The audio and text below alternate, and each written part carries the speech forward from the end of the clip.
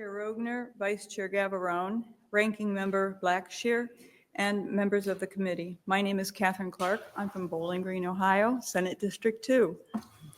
Our system for electing members of Congress was intended by our founders to operate as a free market system, like a free market system. Legislators who serve the people well could be reelected, and those who serve poorly would be voted out. The founders never envisioned career legislators. As proof, throughout the 1800s, the norm was for members of Congress to serve just 1 or 2 terms. From 1850 to 1898, half of Congress was replaced every election cycle. Today, 9 out of 10 members of Congress who run for re-election win. This might be reasonable if Congress were 90% favorable with the American people. However, according to the February 2025 Gallup poll, the approval rating is only 29%.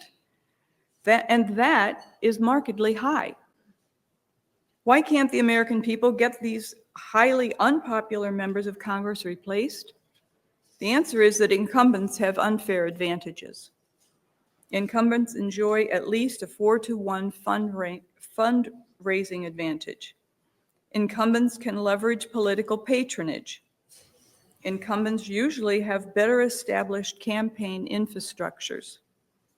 And the ability to hold official events or town hall meetings favors incumbents.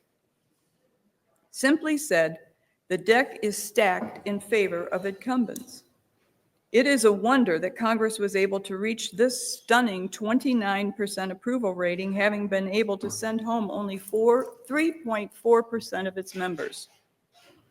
The problems that have plagued our country for decades, crippling problems like our national debt, immigration policy, unfunded entitlement programs, never seem to get fixed, partly because the participants who have either created them or have failed to correct them continue to stay in office.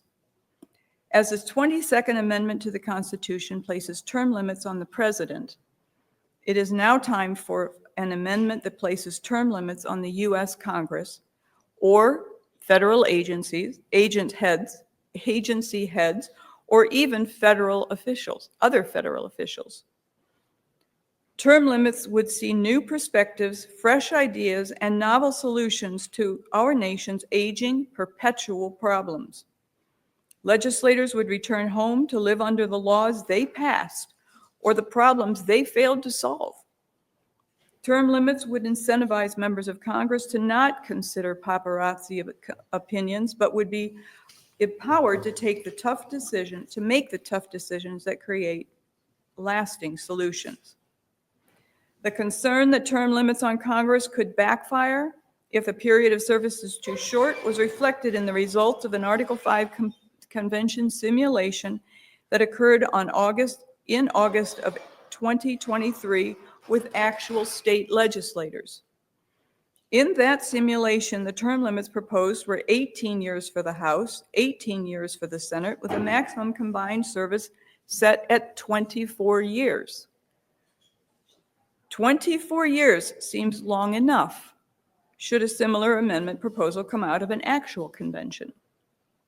In closing, placing term limits on Congress through an amendment to the Constitution would turn what are now career legislators into citizen legislators. I, along with 117,000 other Ohio petition signers, ask you to support passage of SJR 3.